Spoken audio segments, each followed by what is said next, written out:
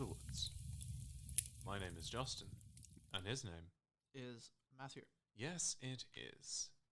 And we are, as I just said, Out of the Woods, a Yellow Jackets podcast, and oh boy do we have an episode to talk to you about today. As we do most of the time. It'd be funny. Well, we have actually had episodes where we are not covering an episode, like when I'm just talking about the original pilot script. That episode is terrible.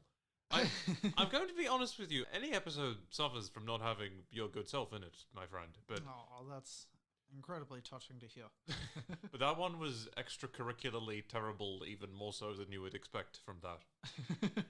Well, let's leave that aside. We are not here to discuss that today. We're here to discuss Season 2, Episode 3, Digestif. Or possibly just Digestif, if you prefer, which is a drink you have after you eat a large meal, which, Not like an intermezzo or whatever, which you have in between meals. No. It's the opposite of an aperitif. Mm-hmm. Anyway, so yeah, before we get into that, Matthew, what have you been up to lately? Well, last night I watched a movie called #Alive. Oh, that doesn't sound very good at all. Well, I kind of enjoyed it while I was in it. Right. It was kind of like this Japanese zombie movie. Oh, about a okay, guy right, who's like, right. He's like trapped in his apartment, and then he like meets this chick that's in the adjacent building. Anyway, I don't know. I kind of enjoyed it, as I say, when I was in it. But then looking back on it, I was like, oh, that didn't really do a lot. Right. But it was okay. Have to look that one up sometime. Or don't. Or alternatively don't. That'd also be fine. I watched a really quite good film called The Hunt, which is starring Mads Mikkelsen, and is the guy who directed The Celebration and Another Round, and it is about Mads Mikkelsen as a sad sack divorcee being falsely accused of some unpleasant business and his whole life collapsing. It's a really fucking good movie. Directors really like to overuse the same people, don't they? Yeah. It also had the other guy, Thomas Bo Larsen, that's in all of the... Say that again? Thomas Bo Larsen. How do you spell it? Thomas Bolarsen. Oh, that was no fun. Yeah, I'm going to have to stop doing that bit. The director, Thomas Winterberg, is the guy who does that. Ah, yes, so it is. And he's a fantastically talented director. And also, in that movie, to bring it back... Got quite good ratings. It's a fantastic movie. What the hell's a Jagten? Is that what it's called in its native tongue? Yeah, you know how like in Germanic languages, Jäger means hunter. So it has the same root as that, Jagten. What's Jägermeister mean? The master of hunting? I don't really know. Yeah. That sounds about right. Anyway. That'll do until we get proven that it isn't. Great fucking movie. Listeners, watch all three of those Thomas Winterberg movies. I believe they're on a Mubi, or at least one of them is. But that is not what we're here to be discussing today. Today. Hasn't stopped us before, though. Nor will it ever again. But today we are going to be discussing Season 2, Episode 3 of Yellow Jackets, Digestif. Directed by Jeffrey W. Bird, written by Amini Rosa and Sarah L. Thompson. Matthew, what did you think of this episode? It was good. I agree. But I should say, just as an assurance, if you don't enjoy an episode, you are allowed to say that, I still wouldn't. I'm only joking. I might, but... You should. I want you to give you... I wasn't even tempted. Yeah, no, I love this episode so much. I think... I love the first two episodes of this season, but this, I think, is in a whole other league. This is in my top 5, maybe even top 3 for the entire show. It is a fantastic episode. Some people I see on the internet don't seem to like it as much. They have the attitude of like, oh, it didn't advance the plot enough. But like, A, I would argue it did, and B, a TV show cannot just be massive earth-shattering events happening all the time. You would get whiplash, Occasionally need to slow down a bit. J.K. Simmons would throw a symbol at your head. Yeah. What the fuck are you... I think everything would have gone very differently if J.K. Simmons was their coach out in the wilderness. Oh my god. The fuck are you doing? Gather more berries! If you're listening, directors, make that happen. Yes. Talking of... Yeah, I love this episode. Talking of which, we open on Coach Ben deliriously chilling in bed. He flashes back with a rather nice VHS static effect to a time before the crash, when he was hanging out with his boyfriend Paul, who is played by Francois Arnaud, at his apartment. He compliments Paul's clam chowder. They are very cute together. He's all like, "Oh, Paul is like, what did you think of the cumin?" And then Coach Ben is like, "Yeah, no, it was good." And he's like, "There is no cumin. What kind of asshole puts cumin in a clam chowder?" Matthew, you know more about clams and their associated chowderhood than I. Thoughts? I wouldn't be so sure of that. I'm just kind of stuck on that. Some people call it cummin, and I don't know which one's correct. I think it just largely depends on where you're from. I'm gonna stick with cumin if it's all right to you. Yeah, that's fine. It reminds me of the evil guys in Kingdom Come Deliverance. They're The also cumins. called cumins. Shout out to KCD. So you've never had clam chowder? I'm not really a big seafood stew guy. Yeah, right. Even a big seafood guy in general. Not a big fan of prawns or oysters So or whatever. I mean, they're okay and all that sort of shit. But ever eaten a Moreton Bay bug? I think I might have tried once. That is... Didn't the marketing department bowl a wobbly one on that one? We've discovered a new type of frustration. What should we call it? Moreton Bay bug. That's what people want to put in their mouths. But no. So you do not think there's anything inherently wrong with putting cumin in clam chowder? I mean, as I say, I'm not really an expert. True.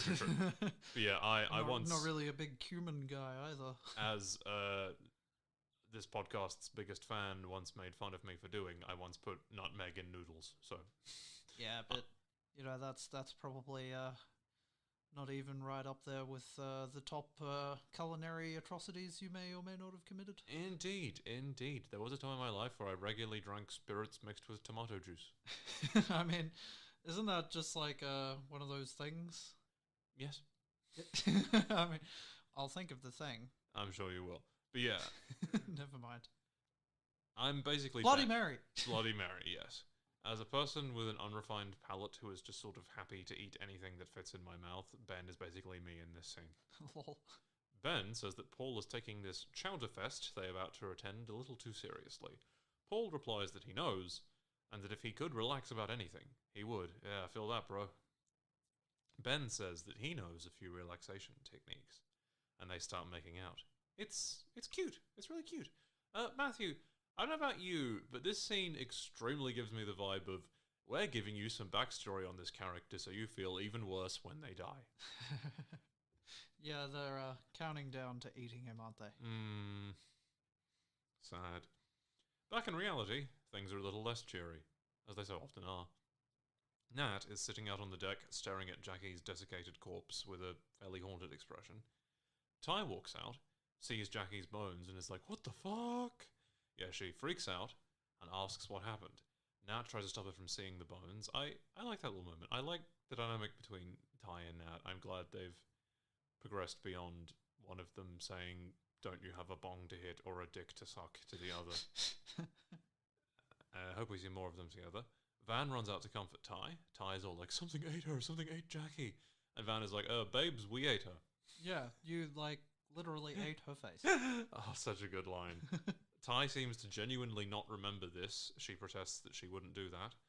Yeah, and Ty starts gagging, freaking out, runs off to the side.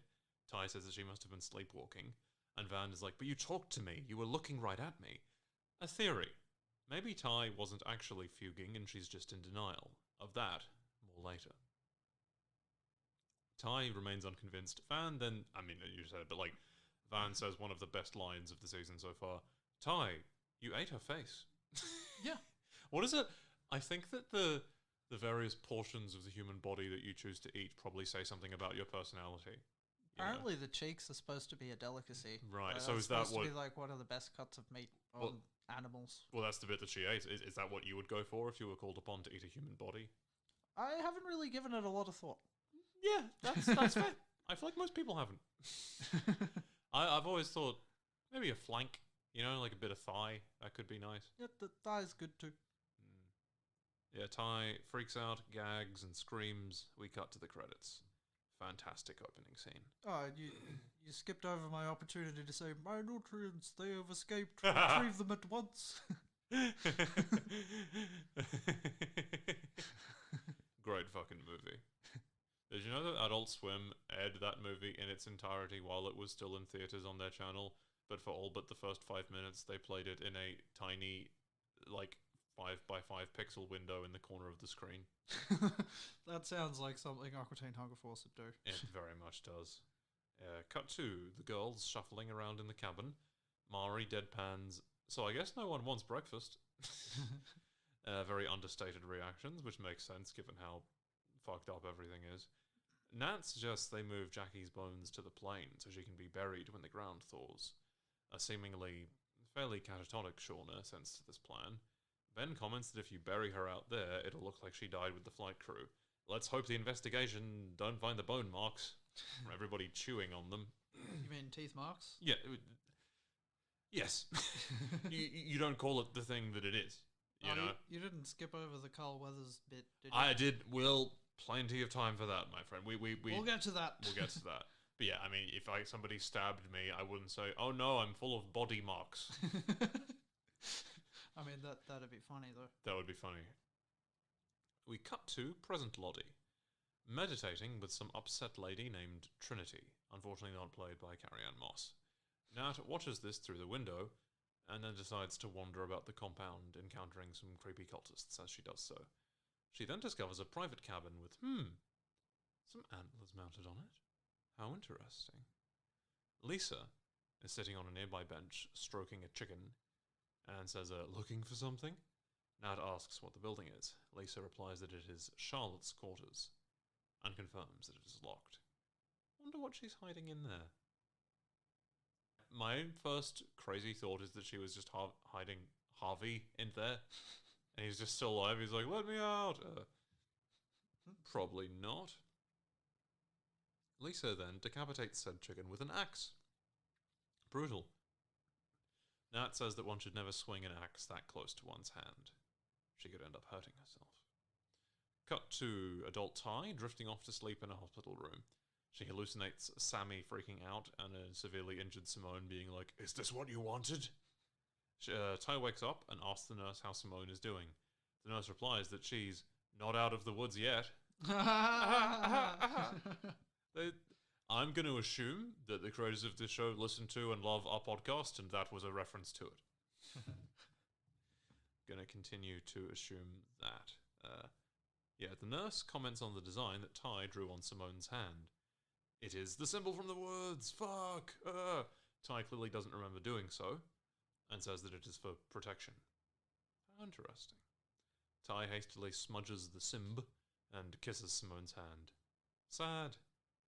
Cut to adult Misty exiting her car and approaching a docked boat as the song Seether by Veruca Salt plays. Which I presume you didn't think much of? Yeah, no, not really. You probably thought about as much of it as you do of the band Seether. Yeah, which is not a lot. Misty is greeted by Walter, played by Elijah Wood, who rules. This is his first proper appearance. Misty asks if he stalks everybody on the boards, or if she's just lucky. He replies that he was just finding a nursing home for his mum. He then admits that he's been a fan of her posts for a long time, and jumped at the chance to get out in the field with her. No spoilers, but I think this guy might have bitten off a bit more than he can chew. Pun perhaps intended. She then asks what's with the boat, and he says, "You never know when you might need to leave the country, sans passport." Walter, I don't think you're outrunning police speedboats in that thing. Yeah, no. Walter, that's a houseboat. Yeah. Walter alerts her attention to the approaching witness, who is, drum roll, Randy! Yeah, a lot of people predicted this because he's been staying at the hotel, but yeah, Randy fucking rules. Randy is an absolute legend. Misty rushes inside and upbraids Walter that she's known Randy since elementary school. Walter then suggests that she talk to him via an earpiece and feed him questions. Misty agrees, but opines that Cyrano is an overrated play. It is boring and verbose. I can't claim to have an opinion on the matter. And the reason she says that is that the plot point of telling somebody else what to say in your stead is a big plot point in that play, which is about a charismatic yet ugly man getting a hot guy to pretend to be him. Oh, okay. On dates with this chick, and then the chick is like, "I don't care about your appearance, you're cool." And they all lived happily ever after. Oh, that's nice. Apart from all the people that got decapitated. Randy enters, and Walter prepares to interrogate him. Cut to Jeff and Shauna, chilling at a diner. Jeff then says, seemingly apropos of nothing, "It was the strawberry lube." Our waitress hilariously turns on her heel to avoid them after he says this. Jeff recounts a story where they got strawberry lube for someone as a gag gift. Shauna suggested they try partaking of it, but Jeff maintained that, "Oh, I think this stuff is for bisexuals and goths." A shout out to bisexuals and goths. Jeff pinpoints that as the moment where the spark of their marriage died. "I could have gone strawberry. I almost did." But he didn't. Jeff seems to think that Shauna banged a cool artist guy because he is boring. Oh, sad. Shauna protests that her affair wasn't about Jeff at all. I love the performance of both actors in this scene. Apparently, it made her feel like she didn't know what was going to happen. And she liked that. So essentially she's saying that she banged this guy not because he was boring, but because she felt boring. Later... It seems like a bit of a cop-out, to be honest. But, I think it is a bit of a cop-out, to be honest with you. I think it probably is partially because Jeff is boring. Sorry, mate. Yeah. I love this. Later, as they are driving, Jeff spontaneously suggests they go to Colonial Williamsburg in Virginia, which is presumably some kind of historical reenactment village. I wonder if it's like that bit in South Park where they're not allowed to break character. I think it might be very much like that. I went to one of those once. I really annoyed the guy that was running it by telling him about internet. Yeah. I was a child at the time. But yeah. He's like, "Ever churn butter?" And she's like, "I have actually, in first grade." And he's like, "Well, then we'll do blacksmithing or something." It's like, Jeff, I love you, but if this is your idea of a romantic, spontaneous getaway, you're still boring. Just embrace it. The world needs boring people. Sometimes they're the best people. But then, their fun plans interrupted when they appear to run into a guy. Oh shit. They freak out and go out and say they'll call an ambulance, but it turns out this guy was just pulling a Joel from The Last of Us and is uninjured. He holds them up at gunpoint and demands their keys. While his attention is focused on Jeff, Shauna, oh this fucking rules, body slams him and steals his gun. Oh, what a fucking legend. Jeff then tells her to put the gun down and struggles with her, during which time the fellow gets into the van and fucks off. What the hell, Jeff? She had it under control. Yeah. Although I might have done the same in his shoes. You know, it's easy to Monday morning quarterback. I knew you were going to say that. Yeah. And then Jeff was like, "What is the matter with you? Are you Rambo?" And oh my god, I want to see fucking Melanie Linsky eviscerating people in Burma. Yeah, she can't do a worse job than Sylvester Stallone. I don't know that a rock that somebody's glued some googly eyes to could do a worse job than Sylvester Stallone. Or even The Rock. You know, well, I'm not the biggest fan of The Rock. I'd like to see him be in like an X-rated, hideously ultra-violent like action movie. I think that would be cool. That would be an interesting like swerve for him. That's obviously he's got to protect his fucking family-friendly image, but you know, I want to see him like strangle a guy to death with another guy's intestines or something. Yeah, that would be cool. That would be cool. And I love the line where Sean was like, "I had the gun," and Jeff was like, "Well, you should not have it." Jeff asks her if she was really going to risk their lives for their piece of shit minivan. Shauna was like, "No, her purse was also in there, and some cross trainers she just brought, and some quarters, and Mr. Schwoozums." Mr. Schwoozums. It's so fun to say. Callie's stuffed bunny chap from when she was small. Yeah, much more reasonable in light of all that information. Oh, yeah. Mr. Schwoozums. I love, like, weird little one-off plot lines like this that are only a thing for this episode and are not part of the overarching plot. That's one of my favorite things about shows. Although, it might tie into the overarching plot, but we'll get there. Cut to adult Nat hanging out with Lottie beside the sign-up sheet for fun cult activities. Lottie says that she should sign up for some nebulous activity, but Nat says she's not really a joiner. Lottie leads her out to the cult's beehives. This whole scene has a lot of great foreshadowing and, like, post-shadowing, I guess, from their perspective dialogue. And Lottie says, "In the winter, the bees cluster around the queen and vibrate to keep her warm." And Nat is like, "How thoughtful," which is a great line. And Lottie's like, when a new queen hatches, she stings all the other unborn queens to death. To which Nat replies, I can see why you like them. Lottie replies that it isn't brutal. It's natural. It can be both, actually. Otherwise, they starve. We all do. Yeah, a pretty clear reference to her murdering and butchering people for the good of the group. Can't wait to get there. Cut to the past. Nat is putting Jackie's bones in a bag. Lottie appears and gives her some special spirit tea, which she refuses to drink. And Lottie's like, I just want you to be safe. And then Nat is like, yeah, sure you do.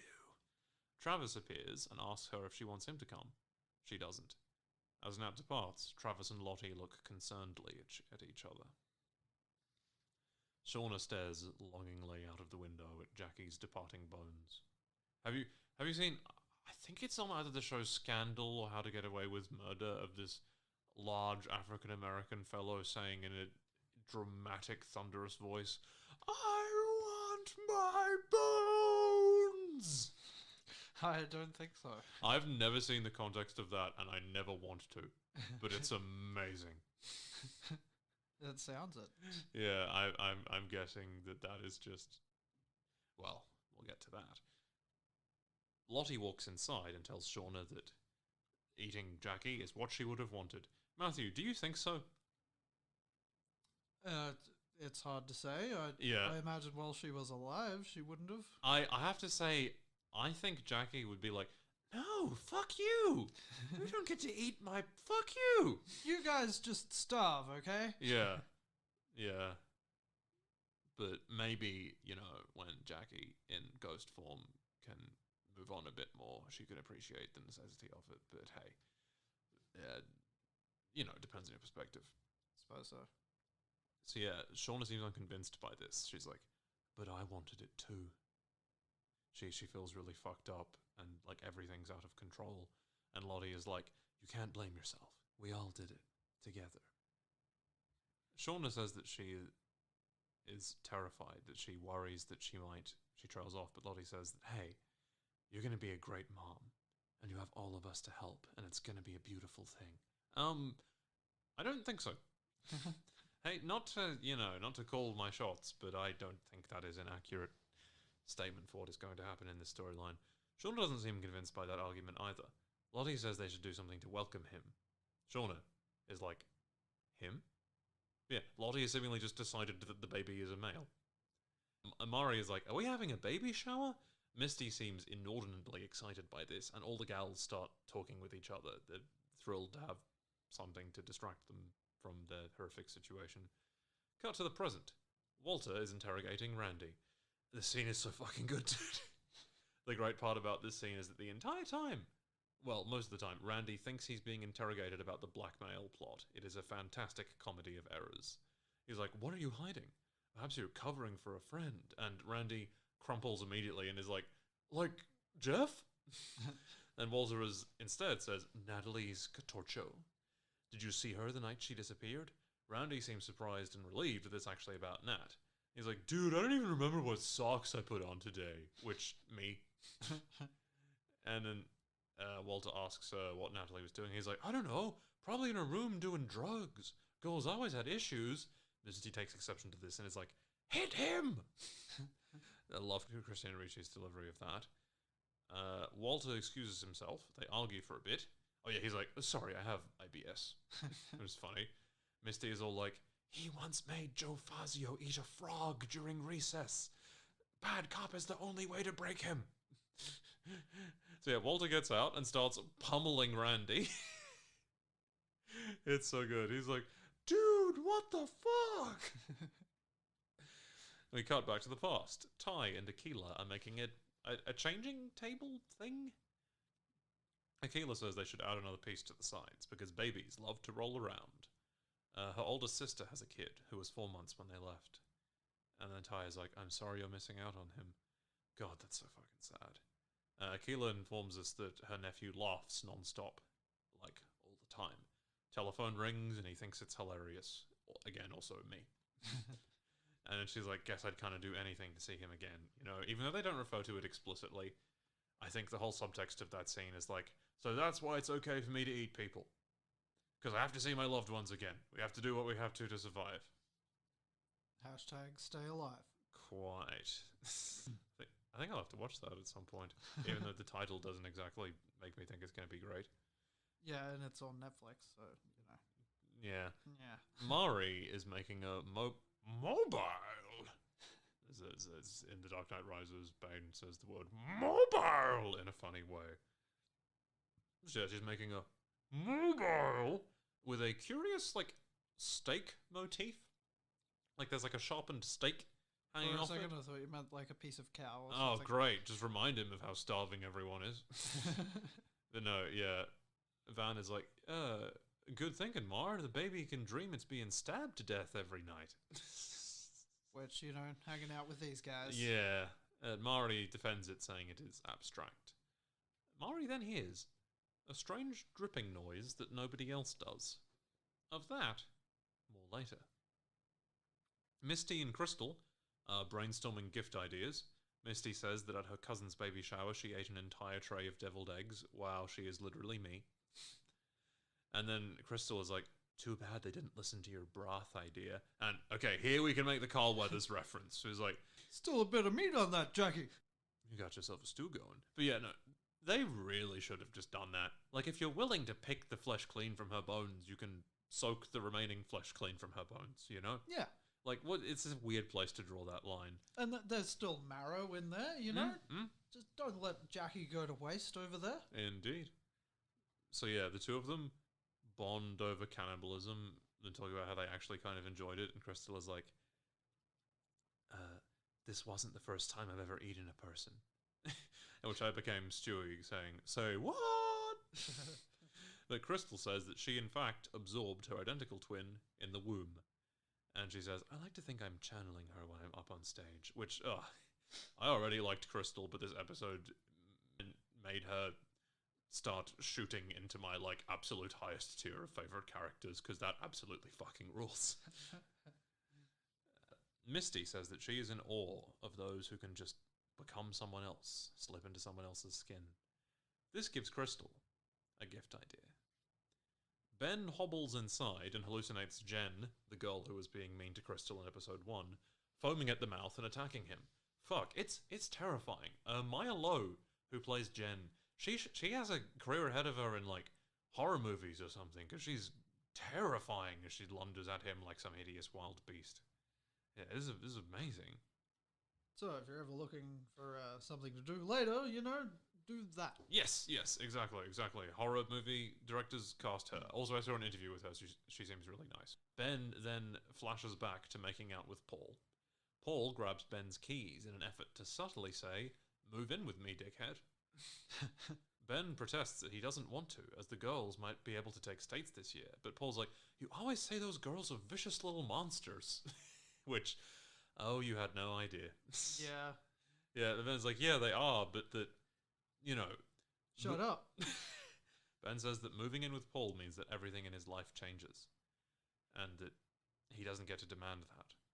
Paul says that that may be true, but he doesn't want to be with somebody who's not ready to live that life with him, and says that Ben should probably leave. Sad. Yeah, this is... You know, when you keep reliving that moment in your head where you just made the wrong damn decision, and you're just constantly wishing you could go back and change it. But you can't. We're all going in the same direction. Yeah. Cut to Nat heaving Jackie's bones onto the ruins of the plane. She tells her that she's lucky, because she thinks that shit is going to get a lot worse out here. She's like, you're already dead. So way to make everyone jealous of you one last time. Which is so fucked up. She says that she's sorry, but the bones don't hear. Nat then spies a moose outside the plane. She tries to shoot it and misses. The moose then charges the plane and then fucks off. Was that because she didn't drink the special tea? Ah, so you had the theory that maybe the moose isn't real? Yeah. That she's just hallucinating meese? Yeah, maybe it's a spirit moose or some junk. Yeah, or she's so out of her mind that she just is seeing things everywhere. That would be interesting. I personally am of the view that the moose was real, but, I mean, maybe we'll see. Cut to the present. Walter is still interrogating Randy, and he's like, I'm answering your questions, there's no need for violence. Walter then starts activating a bone saw, which you kindly told me that's what that was. Thanks for that. Yeah, I'm pretty sure. Yeah, and then claims that he can fuck Randy up as much as he likes because they're in international waters. They aren't even a little bit. He's like, think harder, Randy. Randy racks his brain and eventually says that he noticed some purple guys, like a wacky club or something. Walter asks if he had any interaction with them. He says that no, but he did call them dicks for drinking all the Fanta out of the vending machine, which is amazing. Don't you think they should be drinking something purple, like grape soda or something? Maybe it was grape Fanta. Oh, yeah, they have that. I forgot. They do. Misty then says he's useless, and so Walter says that Randy is free to go, which he does quite rapidly. Shout out to Jeff Holman as Randy. That dude is a tremendously talented comedic actor. I mean, maybe he's also good at non-comedic roles. You could picture him being like a violent Shakespearean torturer or something. Or maybe you couldn't. But in a funny way. Yeah, I mean, we'll have to see. Cut to the past. Crystal tells Misty that in terms of getting into character, she has to keep failing to find out the truth about them. Then Misty is like, what if I never find what's true? Crystal responds, then you found the biggest truth of all. We're made of lies. All of us. Fuck, that's brutal. And then, slightly later on, Van sleeps beside Ty. Ty bolts awake in a fugue mode. Van also wakes up and is like, if I let you loose, can I come with you? Phrasing? Sorry. Fugue Ty creepily replies, yes, come. Terrifying. And as Van is following her through the woods, she's all like, how do you know where you're going? And then, yeah, Jasmine Savoy Brown is so good and so terrifying as Fugue states Ty. There's a weird sort of like low tone to her voice. It's so, and she's all like, he shows me. And Van is like, who is he? And then she's like, the one with no eyes. And then Van is like, is that who you always follow? And she's like, only when she lets me. And Van is like, who is she? And she's like, Tysa. So yeah, this suggests that Ty has some control over her altar. How interesting. Ty walks up to the tree with the symbol on it, and then she wakes up with a start. Van shows her the symbol and tells her that she told her she was following the one with no eyes, and she's like, who the fuck is the man with no eyes? Ty says, I don't know. I'm not going to share any of my trauma with you. What do you think this is? I'm going to keep everything inside until it rots me from the inside out. Who the fuck do you think I am? Is what she would have said if she were more honest. But yeah. Confirmed that the bad one is capable of speech, and it wouldn't surprise me if later on Van is Also, is there going to be a weird love triangle with Ty, Van, and herself? That would be weird. Maybe. Because we know from episode 1 that the bad one wanted to make out with her. And also... She, probably gets horny too. Yeah, she's only human. Or is she? Well. But yeah, it wouldn't surprise me if there's a later scene where Van is talking to Fugue Ty and then she's like, yeah, no, that wasn't me who ate Jackie's face, that was all her. She just blacked it out. A very similar plot point occurs in the book Rise of Kyoshi. But yeah, cut to Jeff and Kevin in the gym. This scene's really cringy. I love it. Jeff approaches Kevin, gets up in his face. He's like, hey, you really upset my wife the other day. And then Kevin is like, Shauna was upset? And Jeff realized, oh no, that sounds incriminating. So he tries to walk it back. He, tries to claim, he's like, hey, I know my wife. We've been married 25 years. You got some bad intel, man. Yeah, Jeff and Shauna are a couple of dumbos. Yep. Kevin tells Jeff that someone told their investigator that Shauna was stepping out on him. And Jeff is all like, I know her. They really just... He seems to incriminate himself further in that scene. Yeah, him Dumbo. He's a Dumbo, I love him. Cut to Shauna in the present being dropped off at a pretty fucking Dodge-looking car place. Like, it did not look amazing. And she walks inside and overhears this greasy, chain necklace wearing Italian dude. Again, I'm Italian, I can say that. Talking to his girlfriend on the phone and calling her cat disgusting. which is such a weird little funny detail. And then she then holds him up at gunpoint and asks where her minivan is. He claims ignorance and is like, "See, the thing is, it's one thing to point a gun at a person. It's another thing to use it. Come on, I can see your hands shaking. This is cute and all, but I don't have time for it." And then she interrupts with one of the greatest monologues on the show, which I am just going to do.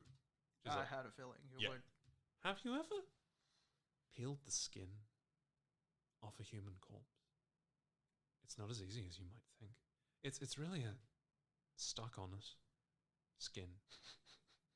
You have to roll it back, just the edges of it, so you can get a good enough grip to really pull, which, again, isn't easy. People are always so sweaty when you kill them. Just like oily.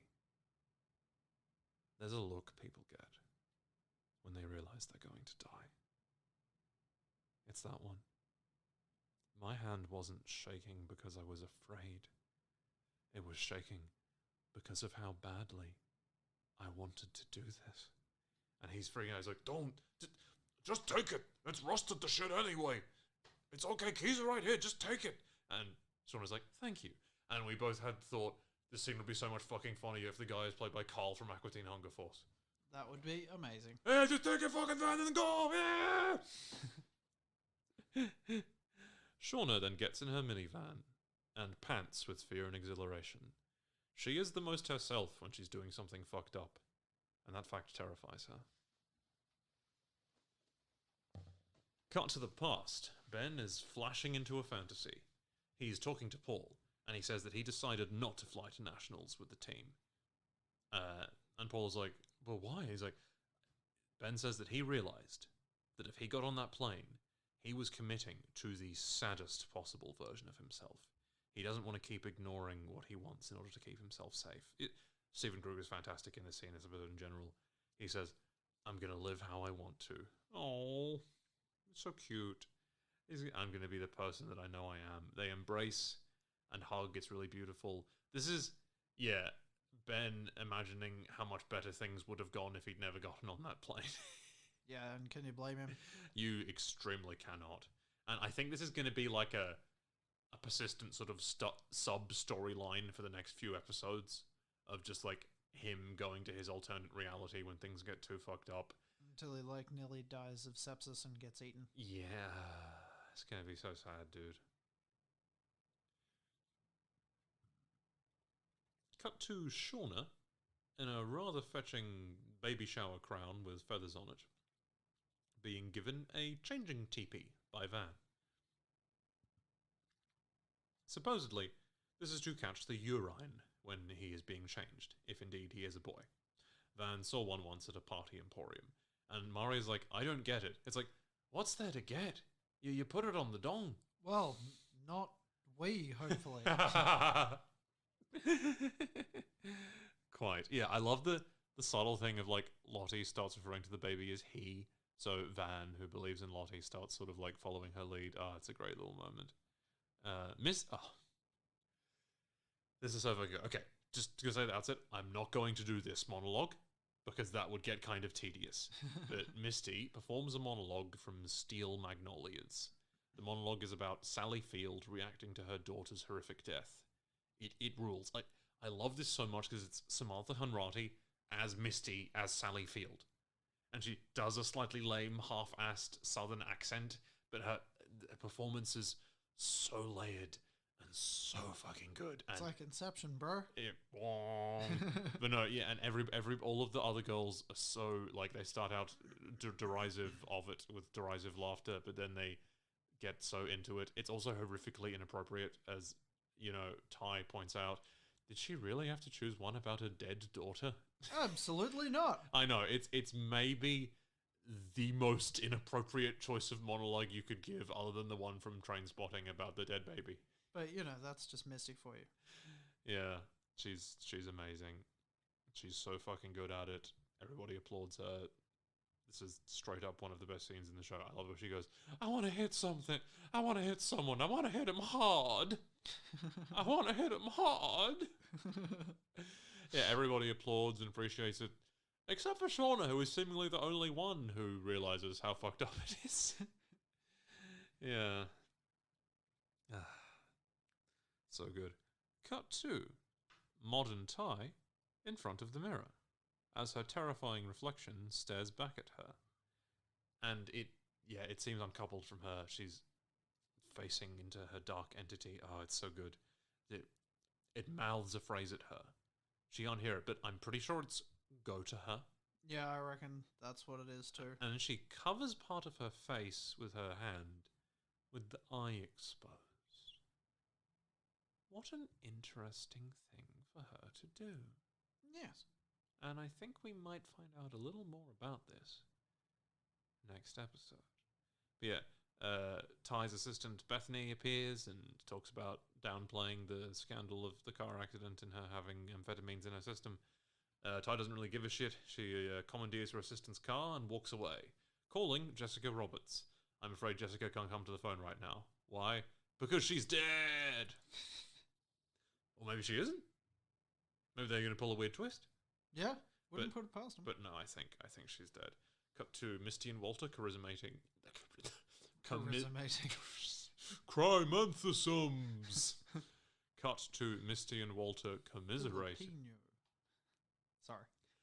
Cut to Misty and Walter commiserating on their boat.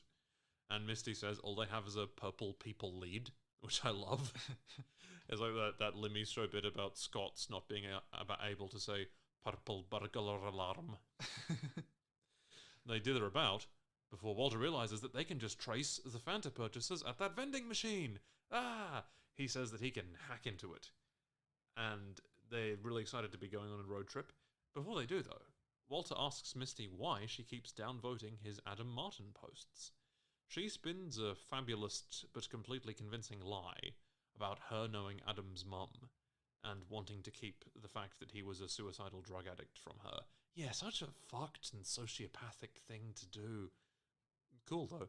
Walter seems skeptical. Like, I don't know about you, but I read his expression that as like, you're hiding something. Yeah. Which, you're not wrong. Very much not. Walter reveals that the lady he's dropping off at the nursing home wasn't his mum. It was just a random woman he knew who was being evicted. Which fucking rules. When asked why he went to such efforts to contact her, Walter says, maybe I'm just a bored Moriarty looking for his Sherlock. You do know how that story ended, right, Walter? It ended with Moriarty going over a waterfall.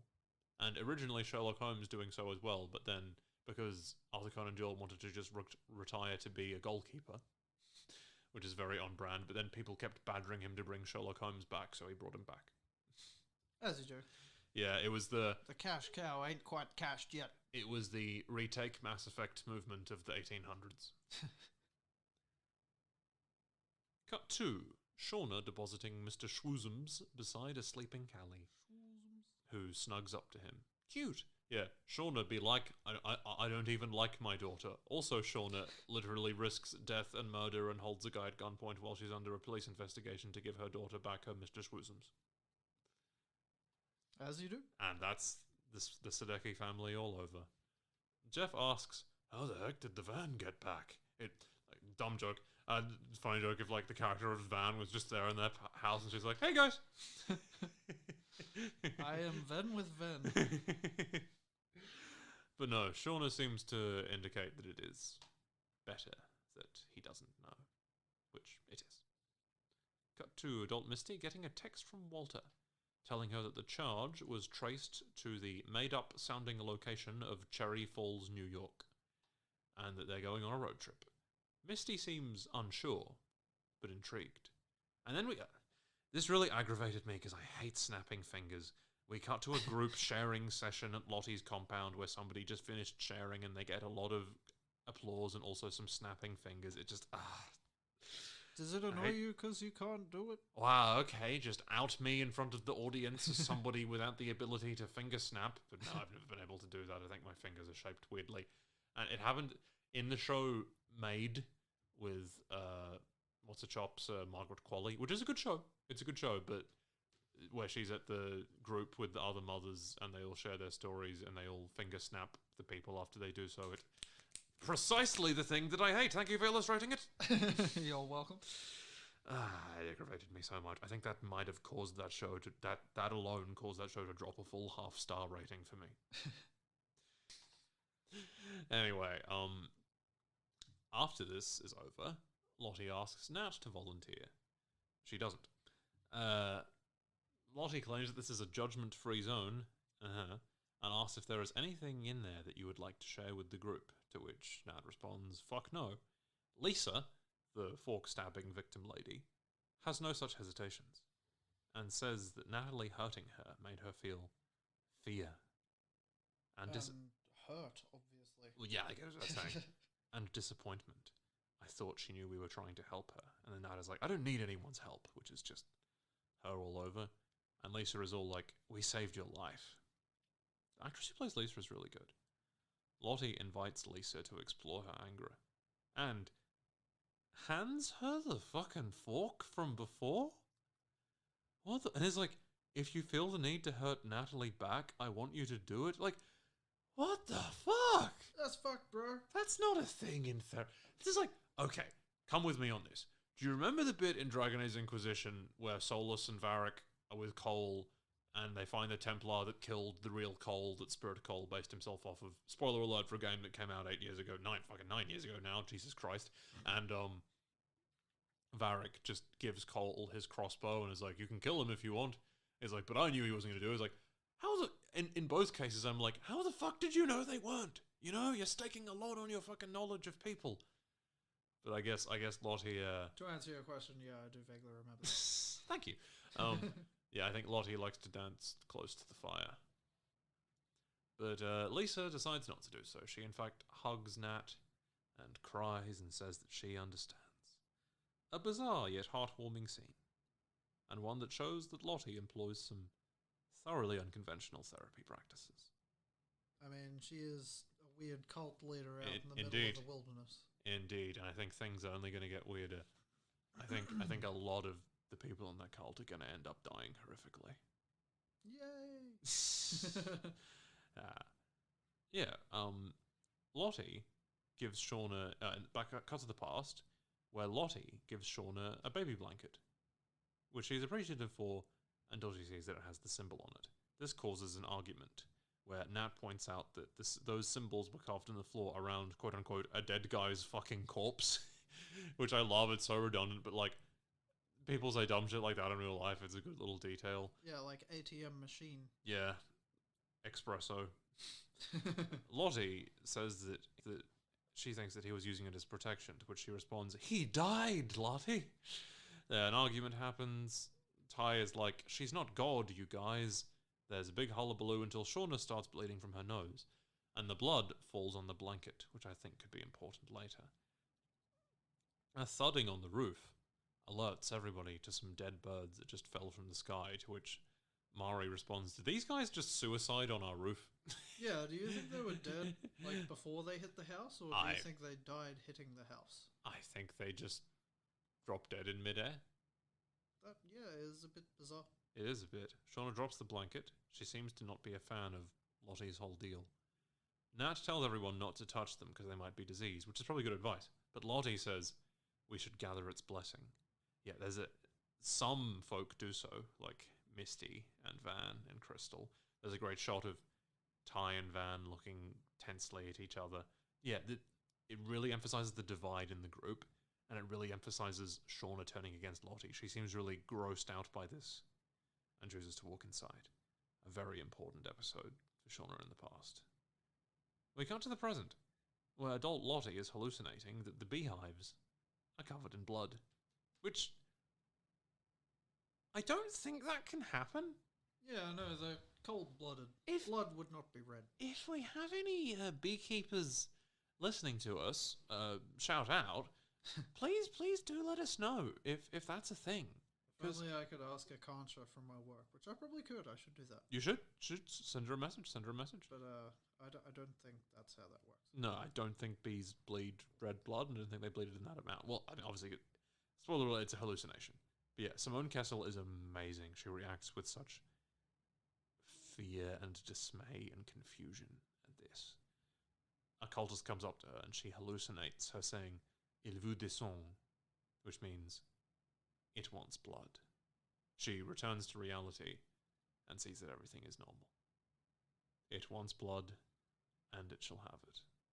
Oh, sorry. Fucking forgot to mention, during the Dead Bird scene, the song Bells for Her by Tori Amos is playing, which I loved. But it has some really weird lyrics, like, "We go at each other like blankets." And we commented that it seems like she writes by filling a big cannon with fridge magnet letters and aiming it at a fridge, and whatever comes up, comes up. Which is amusing to me. Yes. Can't really recapture that original magic, but hey. But no, fuck, this episode was so good. It was just essentially nothing but amazing scenes from beginning to end. It just... I would call this episode the Blood Hive. Appropriate, given that it features a literal blood hive. But yeah, I would call this one the Blood Hive of Season 2. It's an episode that doesn't have any absolute, like, mega earth-shattering events, which, as I said before, is fine. But it's just a really great, fun, hilarious, all-round episode. Truly some amazing scenes. If this Season 2 keeps up this level of quality, it could be better than Season 1. And if the things being foreshadowed are as amazing and fucked up as they're being foreshadowed to be, I think it has a good chance of doing so. Maybe we'll finally find out what happened to Harvey. And yes! Cabin guy. Yes! All that shit. I think we'll definitely find out what happened to Harvey. We'll probably get more hints with Cabin Guy, but I don't think we'll learn everything there is to know about him this season. But anyway. Have they been confirmed for a Season 3? Yes, they have. Ah. I believe they're actually currently writing it now. Excellent. Yeah. Should come out sometime in 2024. Well, we're not out of a job yet. That's all, folks. Be well. And remember, we're not out of the woods yet.